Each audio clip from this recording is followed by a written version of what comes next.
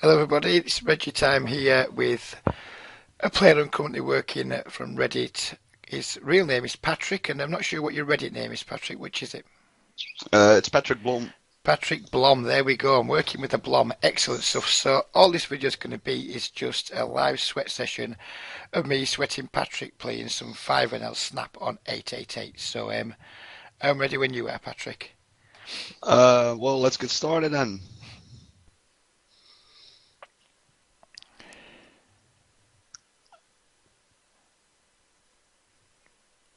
So you've been playing some Snap, some Zoom in the last few days, haven't you?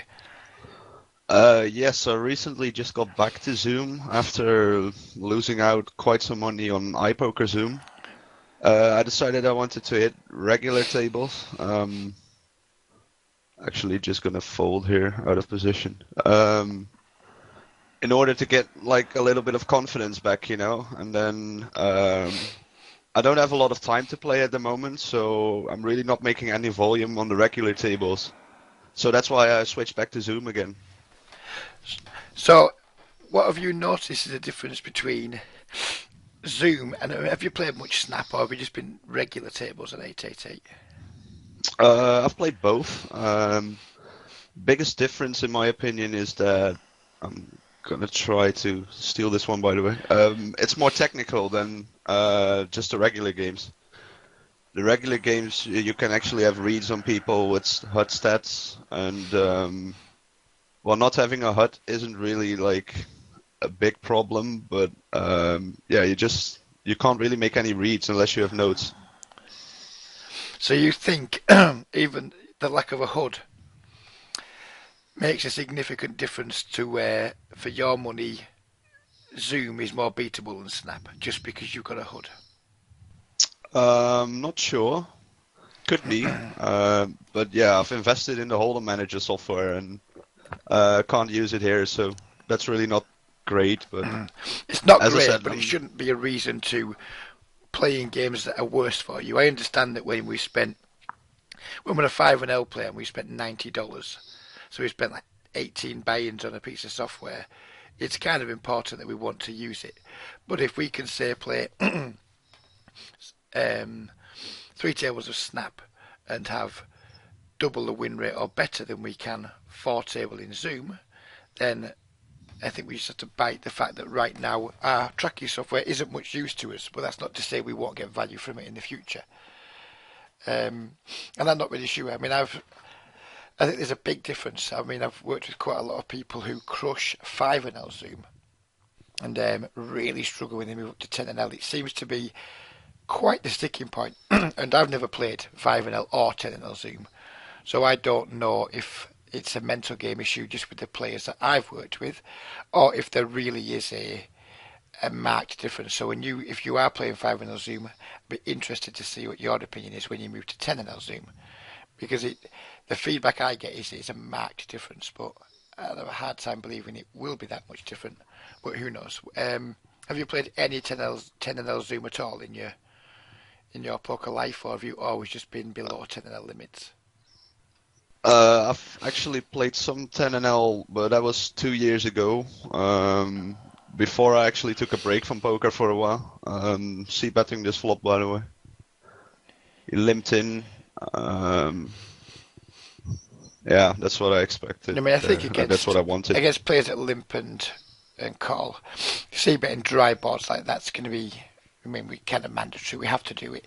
If we're just going to isolate and then never see bet dry boards or just never try and pick the pot or post flop, we probably shouldn't be isolating the king now. So that's fine there.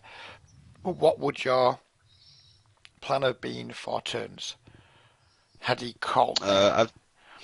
I'd probably give up, depending on the turn card, obviously.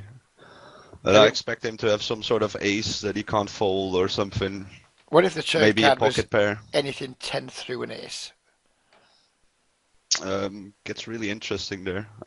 Actually, I think I'll have to see it again. But Because I think if we're just going to be one and done there on dry boards, again, I think we can do a little bit better than that. I think one and dones are going to be fine. I think he's going to fold enough to make a C bet profitable there. But also, I think he's those type of players, they're going to have all kinds of other things that we can make them for. I mean, King 9 could easily be the best hand. We could even be value betting there. But it's kind of a shame if they are sat there with the pocket twos or an ace 2 offsuit or who knows what. They're just sat there dying to fold by the turn of the river, and we don't actually make them fold it. So yeah, that's why I was kind of asking you about your plan, because I'm not that fond of plans that involve just c-betting once on dry boards and giving up, to be completely So honest with you. yeah, I actually agree with you because it happens every now and then. You just see bet the flop there, and then you get a call, and you're actually not liking your hand, but it's also not terrible. So you're really like guessing what to do on the turn, and most of the times you just end up check folding there. Now, I think our hand, it's not irrelevant because King 9 does have some showdown value against a bad player, that's for certain. But it's just, like I said, it's a crying shame if we either let them hit the river. If they've got a hand like, I don't know, 10 jack, and we just let them hit the river when they would have folded the turn. I think just getting people to fold their equity share on dry boards, I think we're making a huge mistake there if we fire a second barrel on and over. I mean, I wouldn't fire a second barrel on anything lower than a 10 because we're not going to get too many folds. But I think when higher cards come, it gets people to fold more often with their kind of hands that stuck around a little bit on the flop. But did I notice us just fold Jack 8 suited in the cutoff there on table 1? Yes, I did. Because that seems Also a gonna little fold bit this nitty one. to me. I mean, we want Is to be it? trying to play. Well, we want to be trying to play as many hands as we can from the cutoff and the button, because usually we're going to have a positional advantage post flop, which is huge. And then when we have a hand like Jack 8 suited that can flop really quite nicely, yeah, it's probably going to be close to the bottom of your cutoff opening range. But if we're not opening like decent suited jacks, I think we probably are being just a little bit too tight there. So just talk about your cut-off opening range a moment, because I wasn't aware you were quite that tight.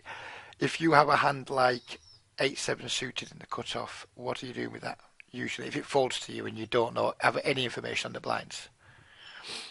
Um, yeah, in the cutoff, I'm not always folding that, but I think most of the time I am And what because about 10-9 suited? 10-9 I would probably open, yeah. So we're opening 10-9 but not Jack 8. Yeah. Because Jack 8 Makes is just sense, a yeah. little bit better than 10-9. And I'm Okay. not trying to promise, I'm not trying to show you up or anything. We're just trying to show some holes in your logic of it. 10-9, it looks slightly prettier than Jack 8 because it's really connected. It's like obviously two cards next to each other. It's not a gapped connector.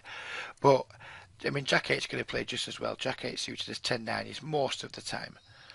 And, I mean, I'm not sure what and I think you're not like you're a super nit. I think from memory you play what around 1916, something like that, is it?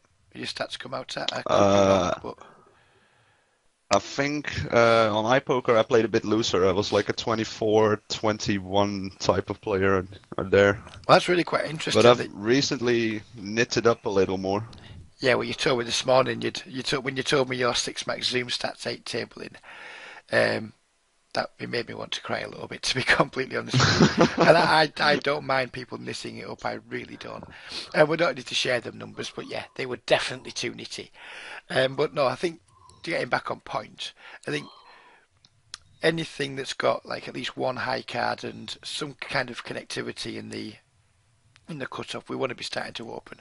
What about ace two suited, things like that? Are we opening them in the cutoff? Uh, on the cutoff, yeah, I'd probably open it. Yeah. Yeah. I just think you're I'm possibly gonna giving up try some. to take this one down with a C bet. Yep. So which turn Uh, cards are we going to barrel if he calls? Um, Probably hearts, jacks. This gives us a gut shot. I don't like to barrel this card.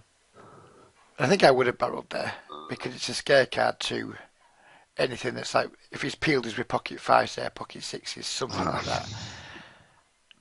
Can't really fold for the 10 cents I here. wouldn't have thought so. And then if he bets 10 And cents on the then, river, we're probably going to call again and lose to yeah. some really weak pair, would be my guess. Um, yep. Yeah, and we may not have got him off that at any point because obviously he turns an open end straight draw.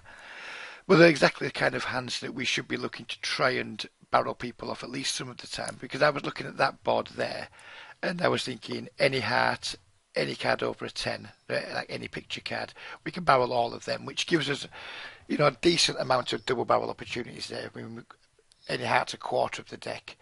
Then we've probably got maybe another, what is it, a third of the deck for any high cards. So we can probably barrel at least 50% of the time there. And if we're not doing it, we should be at least considering it and making a plan before. I mean, you know that now. I didn't have to ask you there. You probably already knew that you were going to barrel certain particular cards. I only asked you for the purpose Right, of the yeah. video. I mean, I know that you know that there's certain turn cards that we're going to barrel. I thought a 10 would have been one of them, with it being an overcard and a gut shot. I thought you may have picked up on that and barreled it, but certainly the 10's probably the worst card that we're going to barrel on.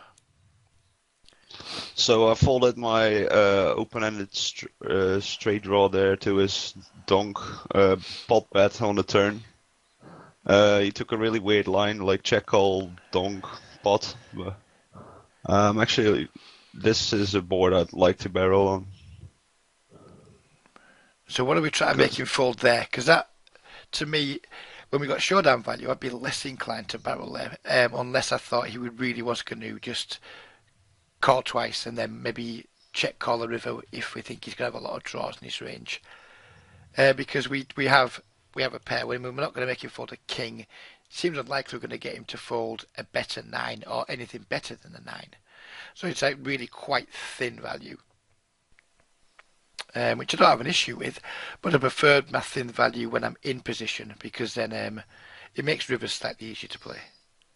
I mean, if we're going with thin value out of position on turns, then it's we're going to have to play the river quite often too, and I think we're going to have to check calling or check folding too much, but basically just guessing, because we don't really learn very much. When we bet the turn he calls, he may still just have a 9, he could have a flush draw, he could have a king, and the difference between being in and out of position is we get to decide whether we put the last bet in on the river or not. Whereas when we're out of position, we don't.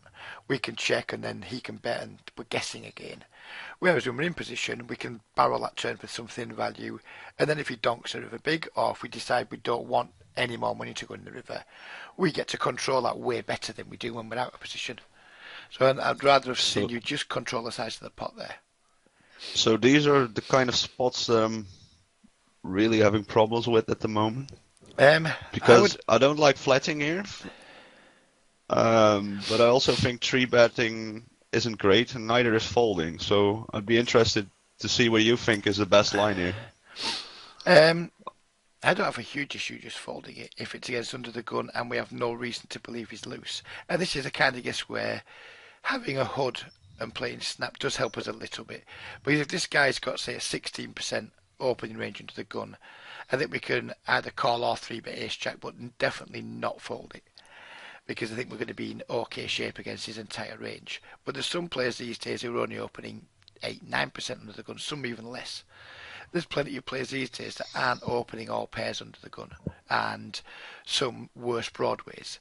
If he's not having like 2-suit, maybe 8s in his range, 2-suit 9s, something like that, and he's not having the occasional King 10 suited, Queen Jack suited, those kind of things in his range, I don't mind just folding Ace Jack off out of position. I mean, cause we're up against pretty strong range. We've got a hand that's probably in danger of being quite an expensive reverse implied odds hand, and when we do make the best hand, we're going to have a hard time extracting value.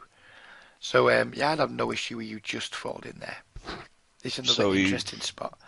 And I think you know my opinion on this already, but I'd be interested to see what you do.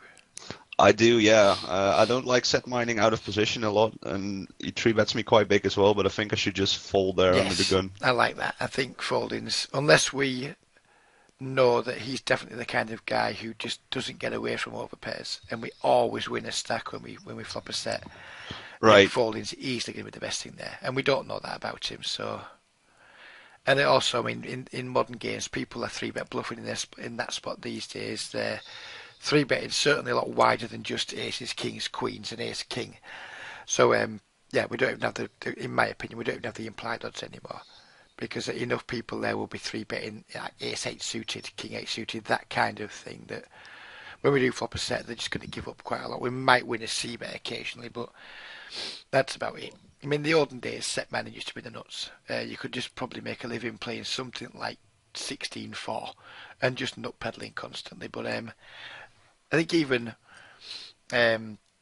mediocre microstakes players now, enough of them know well enough not to just randomly stack off. They know about pot control, to just not stack off in single race pots with overpairs like they used to, maybe back in the glory days. Probably new still at school, unfortunately for you. So I'm folding this king 10 here. It's offsuited under the gun. I think it's kind of the same situation as with the sixes, where you get a 3-bet, you just fold. That's why. I would open king 10 suited, because I think the suitedness gives us way more playability post flop. But yeah, king 10 off. It's what I don't like to be doing when I'm playing is being out of position and close to the bottom of my range. Those two things together make for quite a lot of tough spots post flop. So from the first two seats, I'm quite comfortable keeping things really tight, unless I know there's like a known big fish in the game. If there's a known big fish at the table, my range is widen up from all positions. But if I've no reason that there's a fish around, there's no real reason to start opening king 10 off. Yeah, right. And for this video, the problem really is that we really haven't identified the fish yet, so I'm treating everyone as an unknown. No, and you're not going to be able to identify them in one small session either. Developing reads at Snap takes a long time. I mean, I played it for, I don't know, when was September, maybe a good 9 months solid.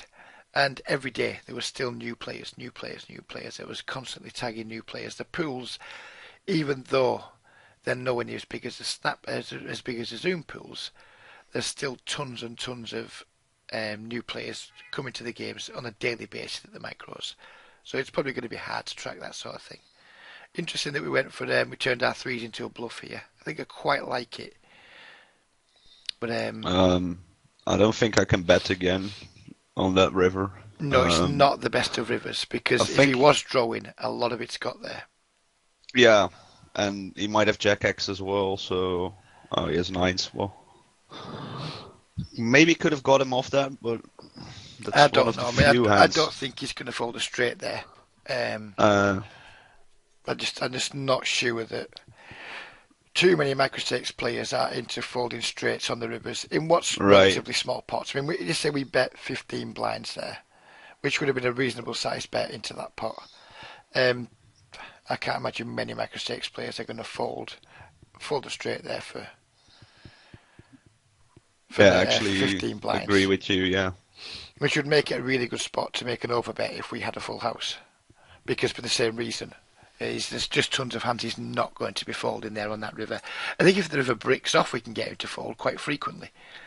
But not once the river makes a 4-line to a straight, and he's either going to have that straight or he's going to have trips or full house, two pairs. There's all sorts of ways he's just not folding. So it didn't feel like isolating a mid-stacker there? No. With hands, when we isolate with hands like 6-5 suited, it's because we going to have to do, but a lot of what makes that profitable is bluffing post flop. A lot of what makes bluffing post flop profitable is the fact people usually have plenty of money behind and don't like losing big pots.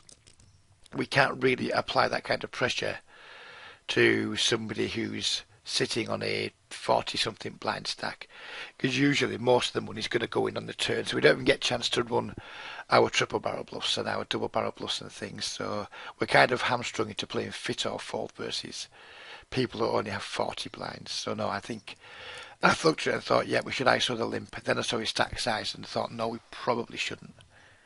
Yeah, that's exactly what I thought. If he had 100 big blinds there, I'd probably isolate there. But I would have led out with my 10 there, by the way, for value. This could get interesting.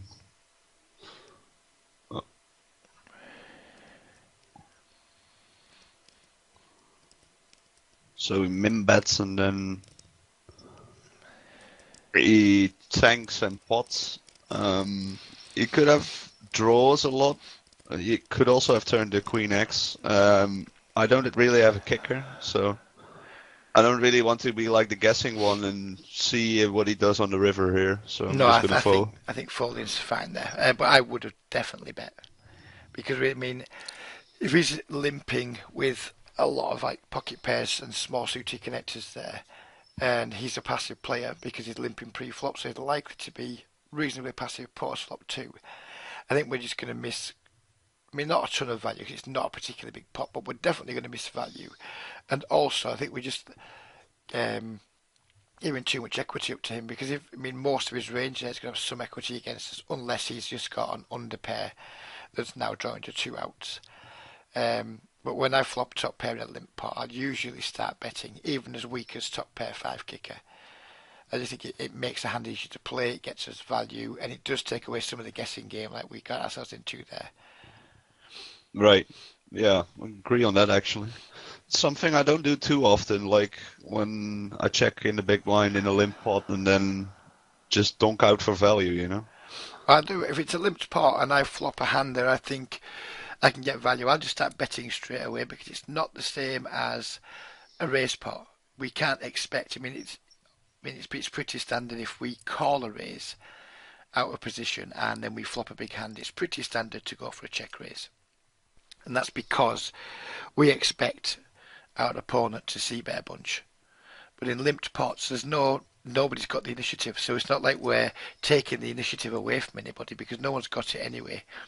So we should just be, anytime we flop top pair or better in a limped pot, we should usually start by betting, and then just taking it from there really. I mean, obviously if boards run out bad, we don't have to continue betting, but on a board like that, I think I would have bet the flop and then probably check called the turn, because if I bet the flop and he calls there and the turn queen comes, I think his range for bettings or stabbings are going to be quite wide when we check.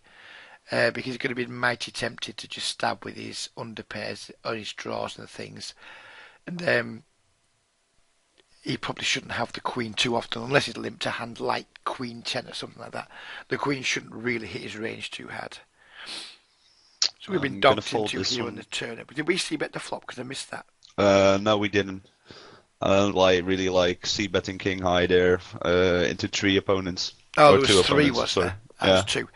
I think I probably would because we've still got 2 overcards. 2 overcards are pretty cool things to have when we get called.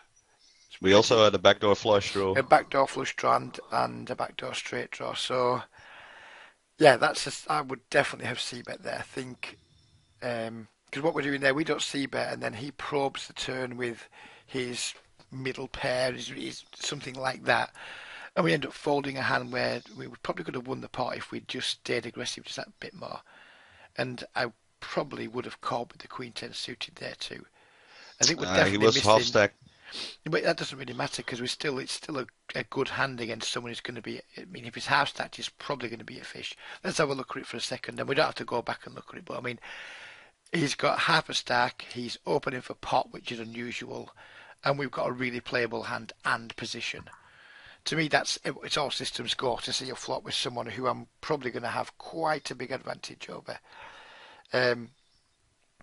If you're frequently folding hands as strong as queen 10 suited in spots like that, I think you're giving up an awful lot of profitable opportunities. I mean, we're not going to turn all of them into winners, of course we're not. But I certainly think queen 10 suited is too good to fold against a half stacker's cut-off range. I guess we could get squeezed sometimes there, but I mean, I don't think we're going to get squeezed to the bluff very often because of his stack size. His stack size actually prevents us from getting squeezed to the bluff too often because people tend not to squeeze when they're giving some guy an opportunity just to jam on them. So is that frequently? I mean, I presume it's a fold you make most of the time. What would be your calling range there against that in that exact situation? Against those short stackers, I really don't like calling a lot most of the time. Most of the times I would probably 3-bet them just for pure value. Well, And with let's the have it right Queen though. 10 type of hands, I just feel like I'm being dominated too often on Queen or 10 high boards, and I just end up taking myself to value town, you know? But we don't have to play big pots if we just flop one pair. Um, and he's not a short stacker. Yeah, he's short stacked. But I mean, he had after he opened, he still had something like 45 blinds left. So I mean, he's got an almost 50 blind stack. Um, to me, a short stacker, I start considering people short stacking at around 25 blinds, something like that. When someone's got 50 blinds or close to, I'm more than happy to try and play some pots with them. And I think you can definitely widen your range here when you're going to have absolute position post flop. I think Queen 10 suited is just way, and I think it really is way too strong, not just a little bit too strong. And I think I may have gone for an isolation race with the King Jack 2 because I don't particularly want to play a pot out of position against 4 limpers. Well, let's concentrate on this Ace 10 first. His line is really weird. Like he min bets and then he leads again after calling. I think we're gonna have a value bet here. Okay. Not sure what he was doing there, and not sure what his range was there as well. He was probably just trying some sort of idiotic blocking move. I mean, who knows? I mean, there wasn't that many draws out there, so maybe he just had some weak pair he was trying to control the pot with, or maybe he's just awful. And I think the most likely scenario is he's just awful. He doesn't know what he's doing. I actually think so as well. We probably shouldn't be folding. I think you mentioned earlier this morning that you've been playing quite weak tight lately, and that is absolutely showing up in this video. You weren't playing this weak tight when we were playing regular tables and you had stats. Yeah, correct, definitely. You are, without question, this is the weakest I've seen you been. I think I've sweated you a couple of times now, and we've talked quite often. I think you've watched me play once. This session that I'm watching now isn't what I expected of you. I think you're letting too many weak type tendencies creep into your game, and I suspect it's because you are trying to increase your volume at PokerStars, and some bad habits are definitely creeping in here because I've seen the King Jack offsuit that you didn't squeeze against 4 limpers, which to me is a mandatory squeeze. We've folded Queen 10 to in position to a cut-off open. We've folded Queen Jack suited just then to a 2.5x open from the cut-off. I think you're just trying to be too careful to keep yourself out of trouble. And you need to remember, poker is a gambling game. And we don't have to be degens about it, but we are. You know, we don't always have to just be like pushing the fattest of edges. You know, we can take some flops with some playable hands and just rely on our post-flop skill a little bit. I don't want to say your players regressed because you still, when I talk to you, you really do talk a good game. But at the moment when you're playing, it's seeming to me like you are you're being overcautious, in my opinion. I don't know if it's because you're playing up a slightly short roll. I don't know if it's because just some bad habits have crept in because you've been mass tabling. I mean, if you've been 8 tabling Zoom, there's not much room for creativity and all of that. So I'm not sure what it is that's done it to you, and I don't mean to offend you or belittle you. But yeah, you're definitely at the moment playing too weak tight. But you commented on that yourself this morning. So I'd like to ask you what you're going to do to address that, or if you think you're fine with it for the time being, with your plan of just trying to hammer volume and just push really fat edges. What's your thoughts on my comments that you're playing too weak tight? Well, you might be right. Yeah, definitely. Agree on some of the spots you that actually are really tight. But lately I've really been into a lot of trouble with like marginal hands. Could be that. Especially in the regular games as well, where I made in-position calls with hands that were dominated just way too often. And what I'm trying now is to maybe be a little bit tighter post-flop to have a bigger edge, pre-flop, sorry, to have a bigger edge post-flop. So I understand the argument you're making that we're dominated too often.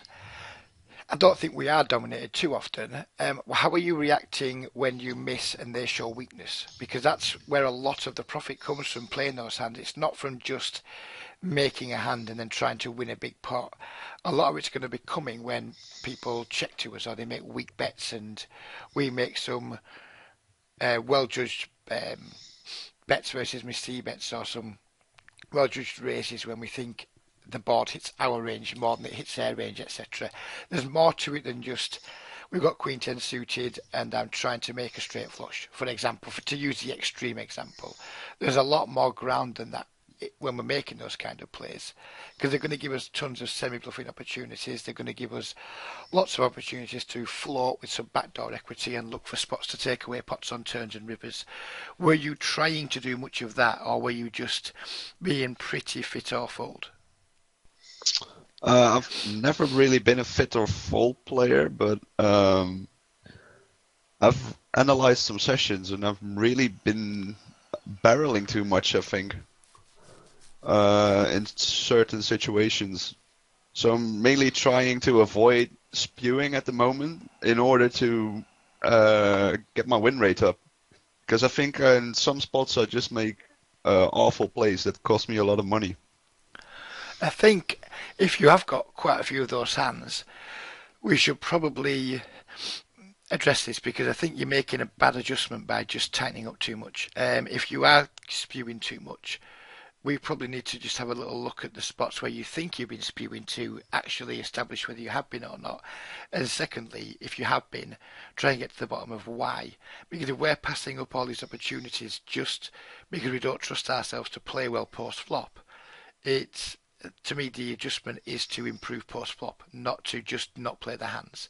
I think not playing the hands is an okay adjustment in the short term, just until you can do some work on that part of your game.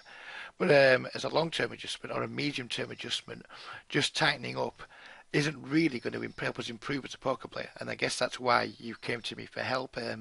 That's why, I mean, if you want to improve as a player, just chopping out all the hands that you sometimes spew with post-flop isn't going to be the best adjustment. Like I say, in the short term, it probably is. In the medium to long term, it absolutely isn't. Just tightening up and playing like a nit isn't going to get the job done if you want to move up to the limits. It's just not going to work. It might work at 2NL, it might work at 5NL, maybe even 10NL. But if you start going into 25NL and 50NL games and you don't trust yourself to play all them hands, so you're just playing a 14-12 or 12-10 type style, you're going to have a really hard time making that pay. Yeah, that was obviously not my plan. What I said this morning was I would like to try to make more volume, because at the moment I just lack time to get enough volume at the regular tables. And when I actually have a role to play, let's say 10NL, I will definitely be adjusting my game, like the 6-max game that you're probably expecting of me, which we were talking about, you know. But Yeah, I think... well, I know you're a good player. You're definitely too Okay. good for these games. But definitely what I've seen this session is worse than what I saw a week or so back when we did that other sweat. And I totally get the more volume thing, but you can achieve that goal of getting more volume and still play. You know, a lot of the decent premium suited connected or semi-premium suited connected type stuff. Um, you're just going to need Definitely to calling one of you. you're going to need to try and find a way of widening your ranges while still playing highish volume. Because if you're not doing that, you're actually not getting what you think you're getting, because you're actually eroding your profitability. So yeah, you're getting a lot more hands in, but because you're playing less hands that are profitable, and Queen 10 without question, Queen 10 suited is a profitable call um, against the fish that's opening from the cutoff. Queen 10 suited is very profitable. If you're turning down all these profitable situations, what you're actually doing is you're increasing your volume significantly, but you're almost certainly eroding your win rate. So you're not actually getting what you think you're getting from the volume. You're not getting that at all. I would have raised there, because I would have treated that like a check, and I would have seen at that board had I not. And I mean, now we're just I mean, I guess we have Yeah. to fold here. I mean, if he had a full stack, Yep. we could call, but I would have just raised that min bet and probably got it in there, because by the time I put a raise in, I'm probably going to get good enough odds to call, and I would have three bet the jacks there too, for just for absolute massive clean value from somebody who isn't playing a full stack. So yeah, absolutely, you are. As the video's wearing on, we're seeing more and more things where, in my opinion, you're just being a little bit too cautious. It's almost like you're trying to cheat variance by keeping pots really small and then missing out on tons of value post-flop because the pot's too small, or just ending up having to fold hands that if we'd played them slightly more aggressively, we might have won. So definitely it's something I think we probably need to have another session sometime soon. And if we're going to do some videos, I'm more than happy to do them outside of our current agreement, because it's helping me produce videos and it's hopefully going to help you too. Because it'd be quite nice to chart our progress, I think, actually. If you'd be interested in it. If you wouldn't be, by the way, just tell me to bugger off. It's not a problem. But we could definitely do it outside the current agreement that we have, because I think you're to play with a lot of potential at the moment. I think the route that you're taking is stunting you for sure. And I think it's quite a nice challenge to try and increase your volume in the way you want to, while still trying to play a better brand of poker than you're currently playing. I think it's a nice challenge for both of us. Challenge for me as a coach to try and help you achieve that, and a challenge for you mentally to learn to trust yourself to play these more marginal hands whilst you've got a lot of other things going on. Wow. This is interesting. So he's min raised from the button, and we called, I guess, and then we donked into him. Why did we donk? Is that how it's gone down? Hit your time back. I'm actually We've got tons not of time. sure because I was listening to you. I'm Sorry. following this one, but I'll have to see that one again. Let's see if I can make it a little smaller. There we go. Can we have that up a little bit, please? So it's not going to be in the screen. Yeah, sure. It needs to be up level, like within the confines. Okay. That's it. Fine. Thank you. Get it.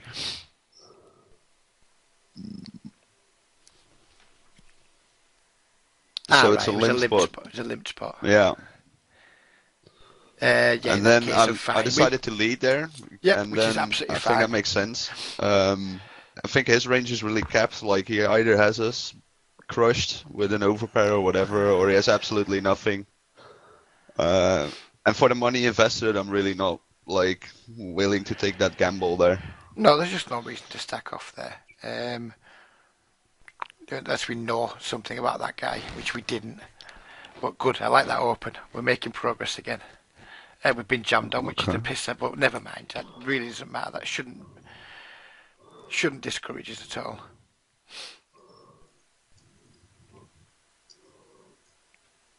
But yeah, I think what I'd like to do with you is do one of these a week for the next 5 weeks or so, and hopefully we can make quite a lot of good progress and get it captured on video, which would be really quite awesome. So if you're interested in that, I'm certainly interested in that. Yeah, it sounds absolutely great to me. And you may actually be right that I'm maybe overcompensating a bit.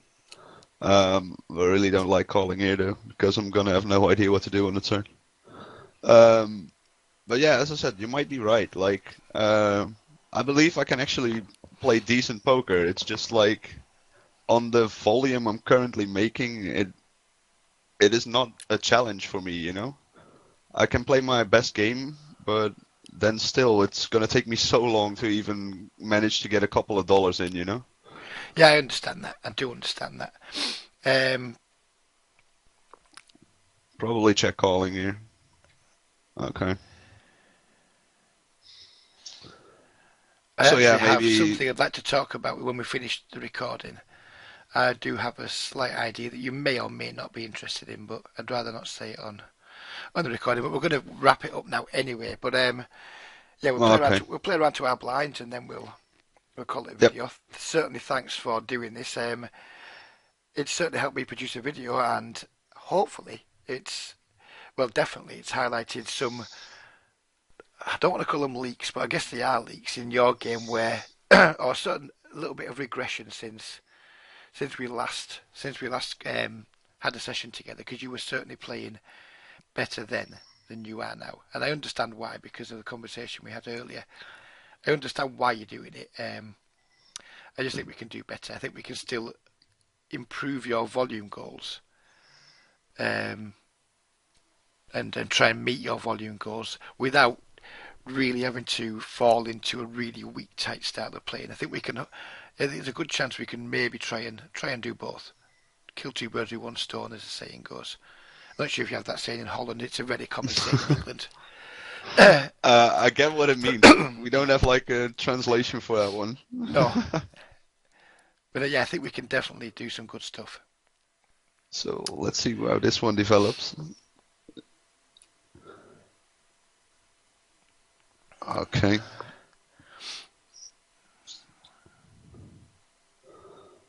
I actually think I like to check here. Because I don't see him like... Well, that's a good call.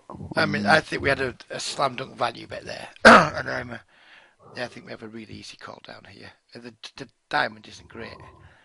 I would value I don't bet think we here. can bet. Yeah? That's pretty thin though. It is pretty thin, but I think we can get called by an 8, by pocket 9s, pocket 7s, Yeah. if we size it well enough. And if he raises, we just, well... Okay. Well, that's not the end of the world. We actually got away quite cheap there, because I would probably have c-bet the flop, barreled the turn. Because, I mean, he doesn't have to have Jack King there. No, So absolutely fair play not. to him. I mean, his line isn't going to work too well against regulars that don't go for thin value. Actually gonna notice his bluff one. catching there in a spot where people aren't going to bluff that often, because we weren't bluffing there. We were value betting. We just went a little bit too thin. Don't know. I don't like his line. I think our line's fine. It is thin on the river. Don't get me wrong. It is thin, but I like thin. Thin's good. And it's what's going to really what is going to improve anyone's win rate is making sure bets going on the river when we think we've got the best hand, and we can't be sure we've got the best hand there. The problem with thin value is when we get called, we lose quite often. But when we're betting the river there, 50 into whatever it was, 80. To me, it's fine. He can definitely call that with an 8. He can call it with 2 9s. And who knows? I mean, he's probably a bad player. Who knows how far his calling range extends to?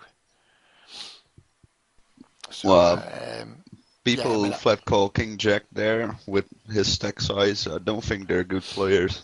no, they're probably not. They're probably not. So I think we'll leave it there for now for the video. Thank you very much for doing that with me, and yeah, we'll talk again very soon. So Yeah, absolutely enjoyed it. Thank you as well. you're more than welcome.